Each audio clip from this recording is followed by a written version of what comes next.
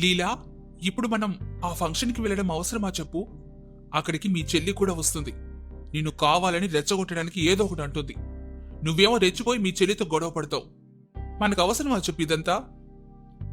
అదేదో ఏదో అంటుందని మనమెందుకండి వెళ్లకుండా ఉండాలి? ఎవరికోసమో మనం మన ప్లాన్స్ ని మార్చుకోవద్దు. మనం వెళ్తున్నాం అంతే.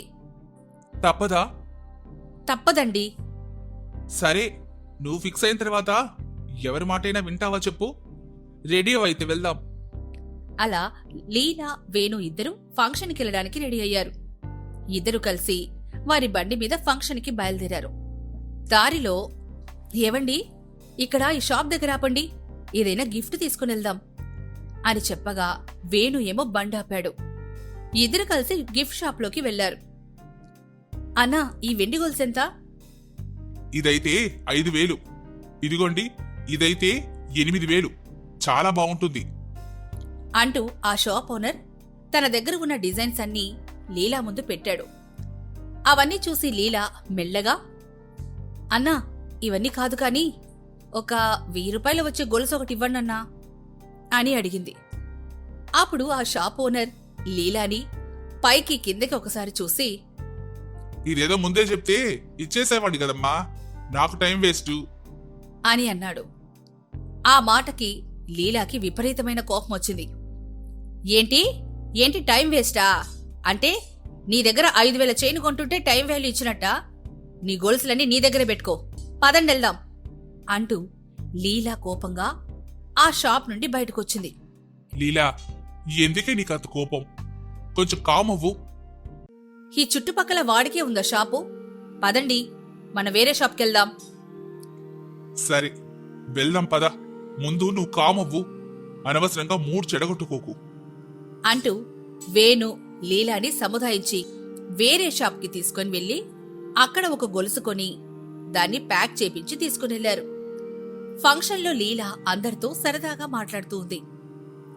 ఏంటి లీలా, ఎలా ఉన్నావు? ఇంకా మీ చెల్లి రాలేదనుకుంటా అని అడుగుతూ ఉండగా దూరంగా ఒక కార్ పెద్దగా హారన్ కొట్టుకుంటూ ఫంక్షన్ హాల్లోకి వచ్చింది. అబ్బో, ఎంత పెద్ద కారు అది! ఎవరిదై ఉంటుంది లీలా అది? ఏమో, నాకు తెలీదు అంటూ లీలా కూడా ఆ కారు వైపు చూస్తూ ఉంది. అప్పుడు ఆ కారు నుంచి బయటకి లీలా చెల్లైన గీతా భర్త అయిన సురేష్ ఇద్దరూ బయటకు దిగి ఫంక్షన్ హాల్లోకి వచ్చారు. అది చూసి అప్పటి వరకు లీలాతో మాట్లాడుతున్న ఆవిడ లీలాని వదిలేసి గీతా దగ్గరికి వెళ్లి, hello Geeta, how are you? నీ కార్ చాలా బాగుందే తెలుసా అని అడగ్గా గీత చాలా గర్వంగా, హో అదా, మొన్ననే నేను ఏదో ఇంటర్నెట్లో చూస్తూ ఉంటే ఈ కార్ ఇమేజ్ కనిపించిందిలే. వెంటనే నేను మా ఆయనకి ఈ కార్ బాగుంది కదా అని చెప్పాను, అంతే. ఆయన మరుసటి రోజు ఆ కార్ని కొనేశాడు. అదే ఇది. ఓ వావ్, నువ్వు చాలా లక్కీయే అలాంటి హస్బెండ్ దొరకడం అంటూ ఆ లేడీ గీతని పొగుడుతూ ఉంటుంది. అప్పుడే గీత తన అక్క లీలను చూసి కావాలని, అవును, అందరికీ నాలాంటి హస్బెండ్ దొరకడు కదా, అయినా గొప్పగా బ్రతకాలంటే పెట్టి పుట్టాలమ్మా, అలాంటి అవకాశం ఆ దేవుడు కొందరికి మాత్రమే ఇస్తాడు అని చెప్పుకుంటూ గీత తన అక్కైన లీలా దగ్గరికి వెళ్ళింది. అక్క, బాగున్నావా? ఆ, ఏం బాగుంటావులే, జేబు నిండుగా ఉంటేనే కదా మనసు బాగుండేది అంటూ వెటకారంగా అడిగింది. గీతా మాటలకి లీలాకి ఎక్కడలేని కోపం వస్తుంది. ఏంటక్కా, ఏదో గిఫ్ట్ తెచ్చినట్టున్నావు, ఏది నన్ను చూడనివ్వు అంటూ గీత లీలా చేతిలో ఉన్న గిఫ్ట్ బాక్స్ ని లాక్కుంది.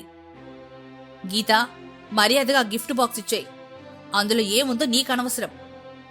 అదేంటక్కా, తినడానికే గతిలేని నువ్వు గిఫ్ట్ బాక్స్ తెచ్చావంటే నాకు ఎంతో ఆశ్చర్యం వేస్తుంది తెలుసా.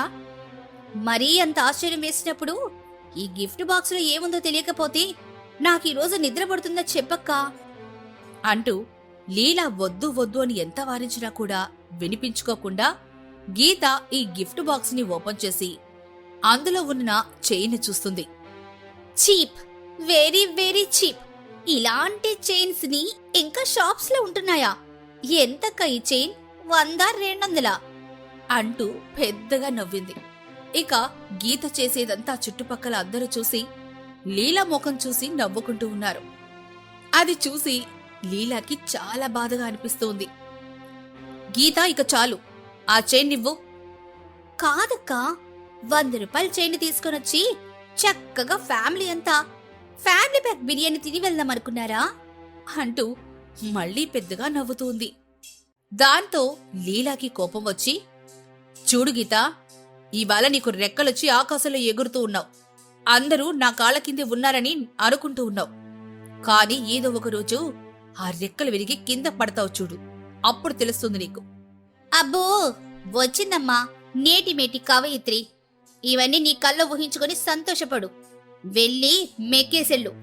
నీలాంటి వారు ఇలాంటి ఫంక్షన్స్ వచ్చేది తేరగా తిని వెళ్ళడానికే గదా అని గీత అనగానే లీలా కోపంతో, ఏంటి ఊరుకుంటూ ఉంటే చాలా ఎక్కువ మాట్లాడుతున్నావు అంటూ గీత మీదకి వెళ్ళింది.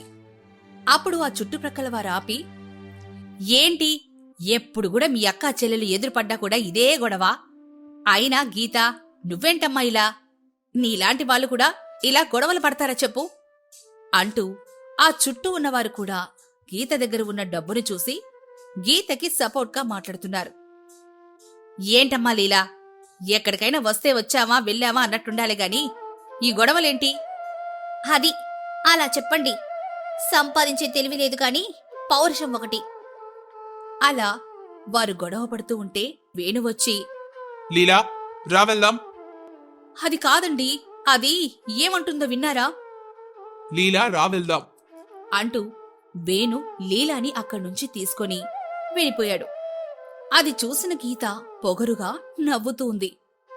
ఆ నవ్వు చూసి లీలాకి ఇంకా కోపం పెరిగిపోయింది.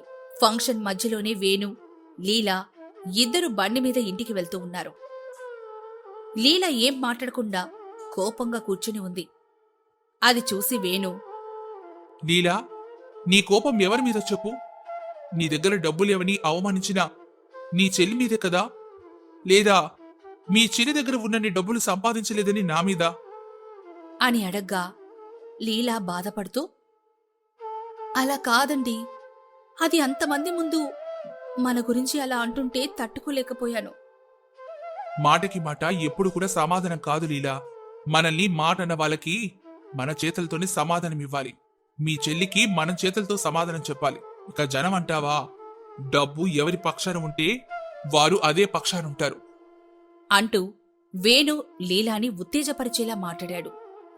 దాంతో లీలాలో ఉన్న భయం అంతా కూడా పోయి ధైర్యం కూడగొట్టుకుంది. అవునండి, మనం ఎప్పటికైనా దానంత ఎత్తు ఎదగాలి. అవును లీలా, అందుకే నేను కూడా ఒక కొత్త బిజినెస్ పెట్టాలనుకుంటున్నాను. దానికి సంబంధించిన ఐడియా నా దగ్గరుంది, కానీ డబ్బులే లేవు. అయితే మన ఇంటి నమ్మేద్దామండి. లీలా, ఇంటి నమ్మేసి మనం ఎక్కడుంటాం? గుడిసెలో ఉందామండి. అయినా నాకు మీ మీద పూర్తిగా నమ్మకం ఉంది. మీరే అంటారు కదా, లైఫ్లో ఒక్కసారైనా రిస్క్ చేయాలని. ఆ రిస్క్ ఇప్పుడు చేద్దాం.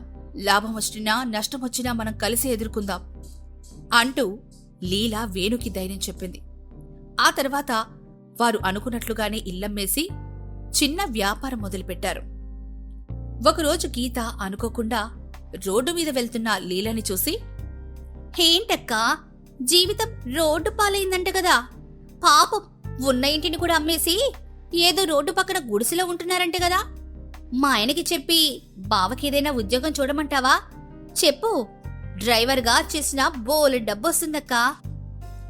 నీ దగ్గర జాబ్ చేసేంత కర్మ మా ఆయనకేం పట్టలేదు కాని ముందు నీ పన్ను చూసుకో అంటూ లీలా అక్కడి నుంచి వెళ్ళిపోయింది. అలా కొద్ది నెలలు గడిచాయి. లీలా, వేణు ఇద్దరు కలిసి పెట్టిన వ్యాపారం జోరందుకుంది. లాభాల వర్షం కురిసింది. దాంతో వారు మళ్లీ వారింటిని కొనుక్కుంటారు.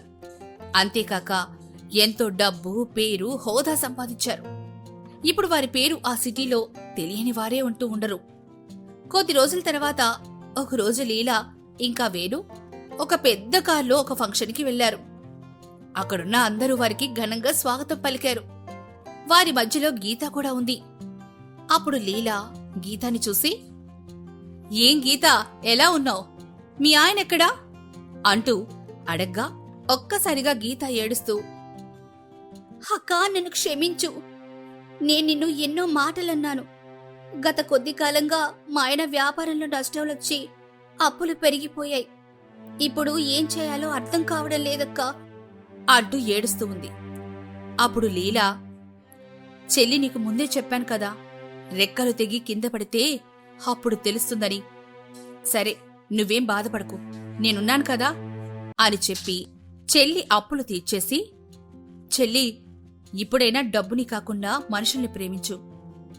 అక్కా నన్ను క్షమించు అంటూ గీత లీలా కాళ్ల మీద పడింది. చింతలపల్లి అని ఓ అందమైన గ్రామం ఉండేది. అక్కడ హాసిని, వెన్నెల అని ఇద్దరు అక్కా చెల్లెళ్ళు ఉండేవారు. చిన్నతనం నుంచి పేద కుటుంబంలో పెరగడం వల్ల అన్నింటిలో సర్దుబాటుతనం అలవాటైంది. కాని వారి అదృష్టం కొద్దీ ఇద్దరికీ ఉన్నత కుటుంబంలో కోడళ్లుగా స్థానం దక్కింది. ఇక పెళ్లి తర్వాత జానకి వాళ్ళమ్మ ఇలా అంటుంది, హాసిని, వెన్నెల, ఇప్పుడు చెప్పే మాటలు జాగ్రత్తగా గుర్తుపెట్టుకోండమ్మా. ఆ సరే అమ్మా. మీరు ఇన్నాళ్ళు ఇక్కడ అన్నిటికీ సర్దుకుంటూ పెరిగారు. ఇప్పుడు ధనవంతుల ఇళ్లకెళ్తున్నారు కాబట్టి అక్కడ ఇష్టం వచ్చినట్టు ఉంటామంటే కుదరదు. వాళ్ళు ఎంత చనువిచ్చినా మీరు అణిగి మణిగి పద్ధతిగా ఉండాలి. ఆ సరే అమ్మా, నువ్వు చెప్పినట్టే మంచిగా ఉంటాము. నా బంగారు తల్లులు, ఏ జన్మలో చేసిన అదృష్టమో మీకు మంచి సంబంధాలు దొరికాయి. సంతోషంగా ఉండండి తల్లి. నువ్వేం బాధపడకమ్మా, చెల్లిని కూడా నేనే జాగ్రత్తగా చూసుకుంటానులే. మంచిది తల్లి, వెళ్ళి రండమ్మా. సరే అమ్మా, ఇక మేం వెళ్ళొస్తాము అని చెప్పి వెన్నెల, హాసిని అత్తారిళ్లకు వెళ్లారు.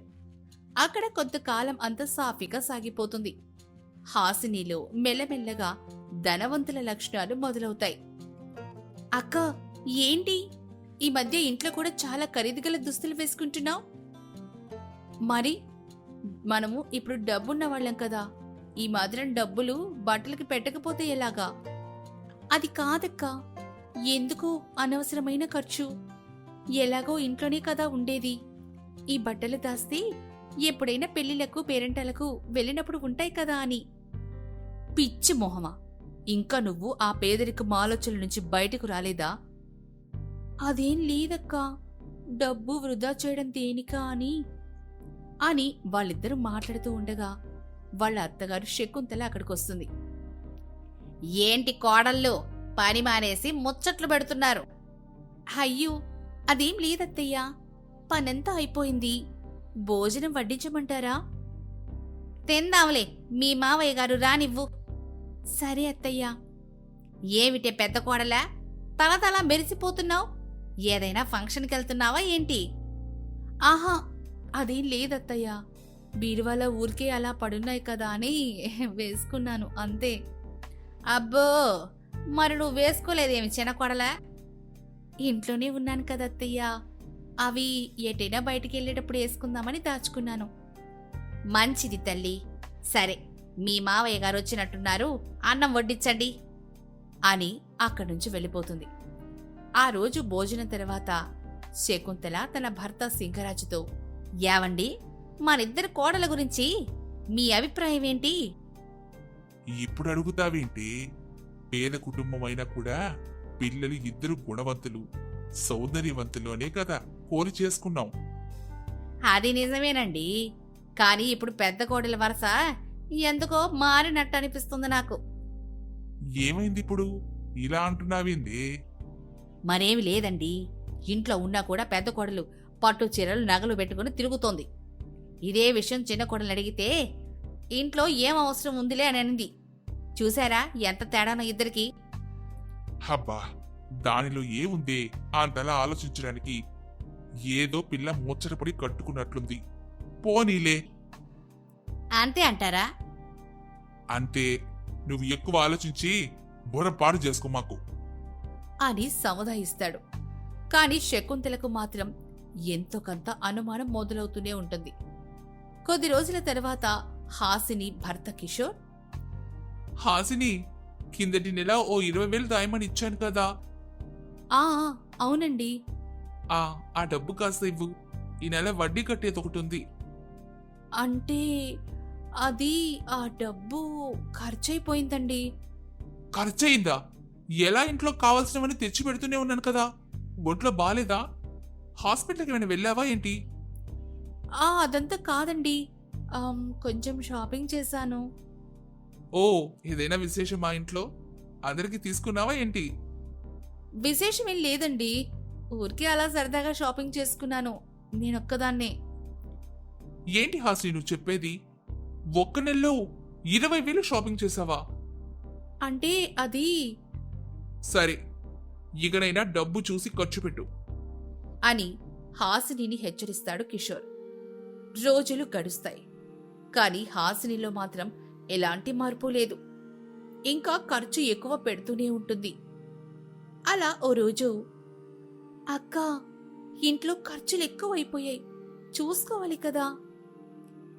అబ్బా, ఏముందిలేవే, ఖర్చులన్నాక అవుతూనే ఉంటాయి. అది కాదక్కా, నెలకి 4-5 సార్లు షాపింగ్ చేయాల్సిన అవసరం ఏంటి నీకు? అబ్బా, మనకున్నప్పుడే ఆనందించాలి, లేదుంటే మన జీవితమంతా వృధా అయిపోతుంది. కానీ అక్క, ఇలా విచ్చలవిడిగా ఖర్చు పెట్టేస్తే రేపు అవసరం ఉన్నప్పుడు మనకు ఎవరిస్తారు చెప్పు? అందుకే డబ్బు అవసరానికి మాత్రమే ఖర్చు పెట్టాలక్కా. ఓహో, నువ్వు పాతకాలపు పల్లెటూరి అమ్మాయిలా మాట్లాడతావు. మోడ్రన్ లైఫ్ నువ్వు అర్థం చేసుకోవడం లేదు. వెన్నెల బాధపడుతుంది, కాని ఒక్క మాట కూడా మాట్లాడదు. ఆ మరుసటి నెల సింగరాజు, అందరూ ఓసారి ఇలా రండి. ఏంటండి, ఏమైంది? ఏంటి ఉన్న పలంగా అందరిని పిలిచారు? గత 2 నెలలుగా చూస్తున్నాను, రాను రాను ఇంట్లో ఖర్చులు పెరిగిపోతున్నాయి. ఇకనైనా అంతా జాగ్రత్తగా ఉంటే మంచిది. ఎప్పుడూ లేనిది ఏంటండి ఇలా? ఏమోనే, నాకు మాత్రం ఏం తెలుసు దేనికి ఎంత ఖర్చు పెడుతున్నామో? అది అవసరమా కాదా అని సరి చేసుకుంటే మనకే మంచిది. కాబట్టి ఖర్చు పెట్టే ముందు కాస్త ఆలోచించండి అని చెప్తాడు. అప్పుడు వెన్నెల మౌనంగా తలదించుకుంటుంది. హాసిని మాత్రం ఏం పట్టించుకోదు. అలా ఓ రోజు హాసిని తన స్నేహితులతో కలిసి షాపింగ్ కోసం పట్టణానికి వెళ్తుంది. ఇంటికి తిరిగి వచ్చేటప్పుడు 6 బ్యాగులతో వస్తుంది. అప్పుడు, అమ్మా హాసిని, ఇవన్నీ అవసరమా? ఇంటి అవసరాల కంటే నువ్వు వీటికి ఎక్కువ ప్రాధాన్యతనిస్తున్నావు. అంత పెద్ద మాటలు ఎందుకంటున్నారు మావయ్య? మావారు సంపాదిస్తున్నారు, నేను ఖర్చు పెడుతున్నాను, అంతే. ఇందులో ఏముంది? సంపాదించేది మీ వారొక్కరే కాదు తల్లి. ఇది కుటుంబ వ్యాపారం. లాభమైనా నష్టమైనా అంతా భరించాల్సిందే. మావయ్య, మీకు అంత ఇబ్బందిగా ఉంటే మా వాట మాకిచ్చేయండి, మేం వెళ్ళిపోతాం. అమ్మో అమ్మో అమ్మో, నిన్నగాక మొన్న వచ్చింది, అప్పుడే ఆస్తి వాట విడిపోవడం అంటోంది. అబ్బా, నువ్వాగు. నేను మాట్లాడుతున్నాను కదా అమ్మాయి హాసిని. ఇదేమి పద్ధతి కాదమ్మా. కాస్త జాగ్రత్తగా ఉంటే అందరికీ మంచిది. మావయ్య, అత్తయ్య, అక్కతో నేను మాట్లాడతాను, మీరు వెళ్ళి విశ్రాంతి తీసుకోండి అని వెన్నెల వాణ్ణి లోపలికి పంపించేస్తుంది. హాసిని ఏమో కోపంతో తన గదిలోకి వెళ్లి తలుపు వేసుకుంటుంది. అంతే. అక్కడ్నుంచి ప్రతిరోజు ఏదో ఒక విషయంలో ఇంట్లో గొడవలు అవుతూనే ఉంటాయి. ఓ రోజు, వెన్నెల, నన్నందరూ తప్పంటున్నారు, నేనంత తప్పు చేశానా? అక్క, మనం ఇప్పుడు ఏ స్థాయిలో ఉన్నా మన మూలం మర్చిపోకూడదు. అమ్మ చెప్పిన మాటలు గుర్తు తెచ్చుకో. హాసిని మౌనంగా అయిపోతుంది. అక్క, నువ్వు రిచ్గా జీవించాలనుకోవడం తప్పు కాదు, కానీ అది మన కుటుంబాన్ని బాధ పెడితే మాత్రం మంచిది కాదు. కాని వెన్నెల, ఇంత డబ్బు ఏం చేసుకుంటాం? ఖర్చు పెట్టుకోవడానికే కదా సంపాదించేది. నిజమే, కాని అది సందర్భాన్ని బట్టి, అవసరాన్ని బట్టి ఖర్చు పెడితే అందంగా ఉంటుందక్క. ఇలా ఎలా పడితే అలా ఖర్చు పెడితే వృధా అయిపోతుంది. హాసిని తలదించుకుంటుంది. నిజమే వెన్నెల, నేను మన మూలాలు మర్చిపోయాను. అమ్మ మాటలు, ఊరి గాలి, ఆ మట్టి వాసన అన్నీ మర్చిపోయాను. ఇక నుంచి జాగ్రత్తగా ఉంటాను. ఆ తర్వాత రోజు హాసిని అందరి ముందు కూర్చొని, మావయ్య గారు, నన్ను క్షమించండి.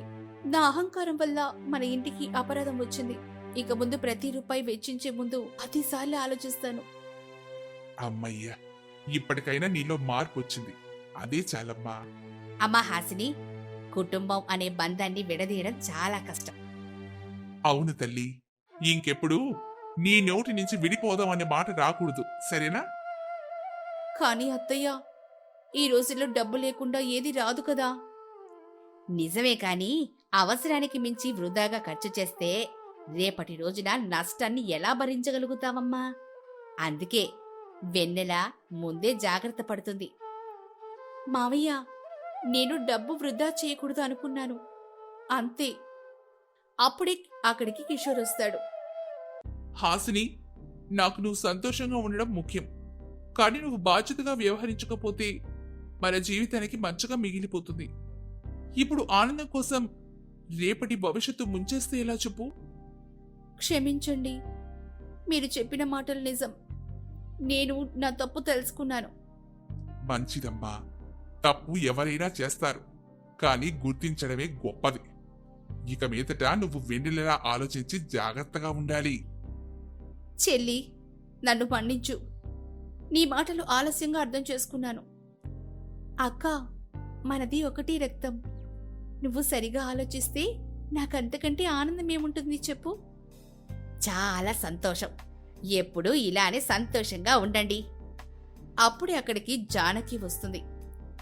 ఏంటి, అంతా కలిసి ఏదో దీర్ఘంగా చర్చించుకుంటున్నారు?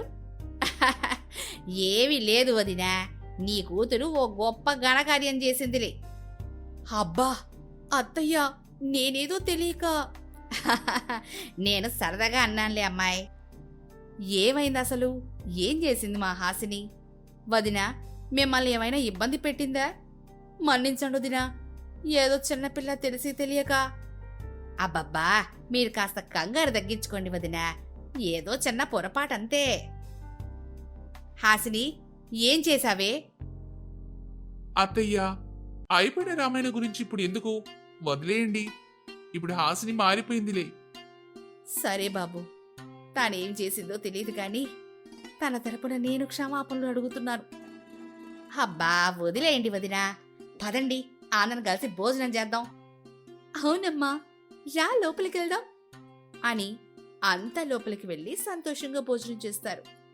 కుటుంబం మళ్లీ ప్రేమతో ఆనందంగా ముందుకు సాగుతుంది. ధనం చేతిలో ఉండాలి కాని దానిని వృధా చేయకూడదు. అవసరాన్ని తెలుసుకొని ఖర్చు చేయడం కుటుంబానికి నిజమైన సంపదను అందిస్తుంది.